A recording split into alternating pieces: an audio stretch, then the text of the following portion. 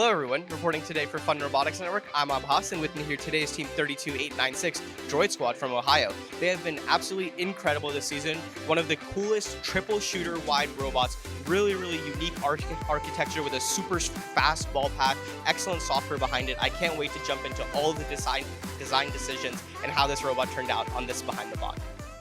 All right, Droid Squad, so first question has to be about the triple shooter archetype in general. Is this something you decided from day one, and if so, why? So one thing that factored in us choosing a 3-wide shooter is just to be different from all the other teams. Because our sister team, Robotic Droids, they chose a turret route, and so we didn't want to just copy them. So we wanted to make a 3-wide shooter. But we also thought it could be more efficient because we can intake and shoot all 3 at the same time. Before we get to our next segment, we'd like to thank the following. FRCT's Managed Store program is an easy and profitable way to fundraise for your team or off-season event. FRCTs will handle everything from production, packaging, bulk or drop shipping, payment collection, and accounting. Teams can set their own prices, and FRCTs will take care of the rest. Fill out a quote request or get more information when you schedule a callback at frcts.com. For sure. Let's jump into the drivetrain. I think this is one of the more underappreciated parts of the robot. You know, everyone can see the shooter, but I think the drivetrain isn't seen too well. Let's flip the robot up and then talk me through the packaging here. It's very interesting how close you have the mecanums. Why did you decide to package it like that? What were the challenges? All right, so one of the challenges, we had to put our mecanum wheels like about halfway through the robot in order to fit the drivetrain up here because we didn't have it wide enough to put the wheels up here. And so one challenge we faced is when we first built the robot, it was too top heavy, so the back wheels would lift off the ground. Mm-hmm. So at the back, we put in 4 pounds of weights to keep it on the ground. Yeah, as far as dimensions go as a whole, what is the overall width of your robot and length? Yeah, it's about 17.9 by 17.9. Oh, so awesome. Yeah, really right up in the size all limit. that space. Talking about gear ratios for these motors here, I noticed you're running that very small pinion to large gear that we've seen a lot of teams adopt this season. Was that from day one, or did you change to that system? Yeah, that was pretty close to day one. We decided it would work pretty well, so that's what we did. And where can teams find like this really small motor pinion that you guys are using? Servo City, I believe. Okay, awesome, yeah. Before we get to our next segment, we'd like to thank the following. Studica Robotics is inspiring teams to build better robots with their new array of FTC team options. Check out their updated bevel gears and Maverick hex shaft motors, planetary gearbox options, and 6mm hex components and shafts for extreme power transmission. Go to studica.com/robots to learn more and apply for discounts. Talking a little bit about pathing with this drivetrain, I feel like a lot of teams that are using pathing softwares, they have like pretty much the same drive base width and dimensions and everything. Were there any challenges as far as writing that software goes, or tuning or anything that you guys had to overcome that you can tell teams about? Yeah, we actually made the center of our robot the center of the drivetrain instead of the center of the robot, the actual center of the robot, which was kind of challenging for Pedro pathing and autonomous because our front of the robot stuck out more, but once we figured out all our points, it worked just the same. Okay, awesome, yeah. And as far as like using the odometry goes and everything like that, with the drivetrain being like compressed and the weight balance issues that you guys have overcome, like good tracking all throughout the match, have you had to do any resetting? Talk about that. Generally, it is pretty accurate since we do that towards the center of the robot too. So we that is accurate, and we use that for almost everything. But if we do get hit and they come off the ground or intake climbs up a wall, we'll go into a corner and we'll reset. Awesome. Let's talk about that intake now. You have this full width intake. Walk me through at a high level the rollers you've chosen here and if they've changed throughout the season. Yeah, so we spaced our gecko wheels out, so 2 and then 1 on the side, so that we could get maximum reach on the artifact. And one thing when we're shooting, the intake also acts as a lift to get to the flywheels again. Okay. So when we're intaking, the flippers go up and it transfers the artifact to the intake again, which then puts up to the flywheel. Yeah, I think one thing is about like funneling. You know, we've seen teams that have just like the single channel designs that they have to do like a ton of funneling. Obviously, that's a little bit different with you guys because you have that triple wide intake. How have you done funneling in this robot, and what advice do you have for teams? You want to flip it?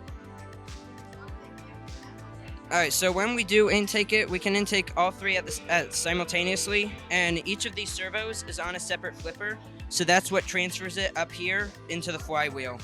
And if we're intaking from this side, the artifacts will go in, they'll go along this, and then go over to the other side. Wow, so you can intake an artifact all the way on one side and it'll just go all the way over. That's really excellent. Is there any like angled surface or something that pushes the artifact over? How does the artifact get pushed from one side to the other?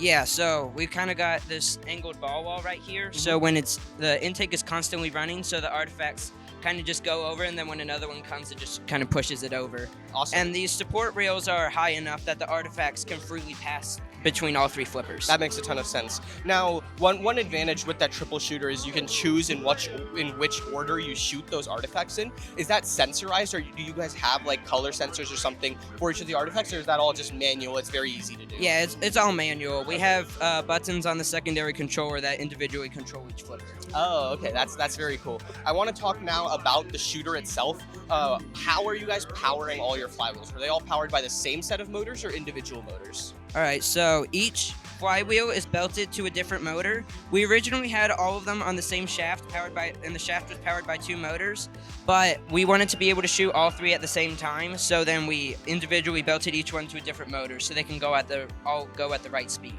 I see. That makes a ton of sense. As far as adding weight, you guys are really shooting a lot from that far launch zone. We've seen teams have to add a lot of weights. Is that something you guys have also done? Have you needed to really increase that inertia of your flywheels, or it's not a problem? It hasn't been a problem this season. We don't have any weights on our flywheels. Yeah, I guess if you're only shooting one artifact at a time from each one, you don't need as much inertia. So that's pretty clever. I now want to talk about the shooting algorithm itself. What testing went into it? Shooting 3 artifacts at the same time requires a lot of consistency. So if you guys could talk about some of the testing you guys have done to make it as consistent as possible. So, at the start of the season, we knew that the goal was not very wide, so we wanted to make sure all 3 artifacts could go in. So, we started with just 2 rails with no fill in right here, and we realized that holes were catching on this edge, so we filled it in.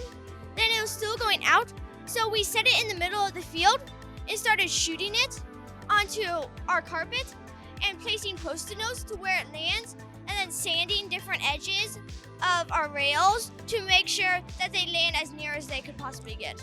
Awesome. Yeah. Talking also a little bit about the software behind the shooting. How are you guys deciding, what RPM to shoot at? Is that all like data-based, or what are you doing there? Yeah, so at the start of the season, when we switched to the 1 motor per flywheel, I shot from different points around the field for each flywheel individually, and I made a program that could show me what RPM it is, and I can make it go up and down. And then I just put the robot on different points in the field and shot until it consistently made it.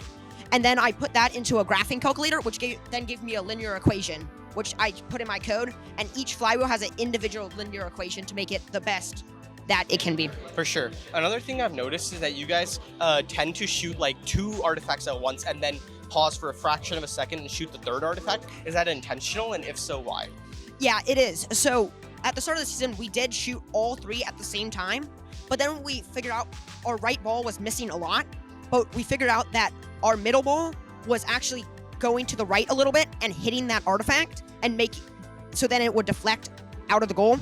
So now we delayed the middle ball so that it won't hit there, and that made it a lot more consistent. Awesome. Yeah. Last question has to be in regards to actually turning to face the goal. That's something teams without a turret have to really, really nail down. How have you made that as consistent and as fast as possible for your robot? Yeah, so we use our odometry to track our position on the field, and we have the goal position entered into our code. And then we just press a button on the controller, and it has a set angle. It actually doesn't have a set angle. It aims towards the goal. So if we move from the goal all the way across the field, you'll see our angle towards the goal actually change. Awesome. Droid Squad, thank you guys so much. This has just been one of the coolest robots to watch on the field this season. I loved seeing those triple shots all throughout, seeing how consistent they've been at MTI as well. So thank you so much for this interview. Reporting for Fun Robotics Network, I'm Abhas, and this is Team 32896 Droid Squad. Thank you. Thanks for watching. Don't forget to like, subscribe, and click the bell to stay up to date on future fun videos. Studica Robotics is inspiring teams to build better robots with their new array of FTC team options. Check out their updated bevel gears and Maverick hex shaft motors, Planetary gearbox options, and 6mm hex components and shafts for extreme power transmission. Go to studica.com/robots to learn more and apply for discounts. FRCT's Managed Store Program is an easy and profitable way to fundraise for your team or off-season event. FRCTs will handle everything from production, packaging, bulk or drop shipping, payment collection, and accounting. Teams can set their own prices, and FRCTs will take care of the rest. Fill out a quote request or get more information when you schedule a callback at frcts.com.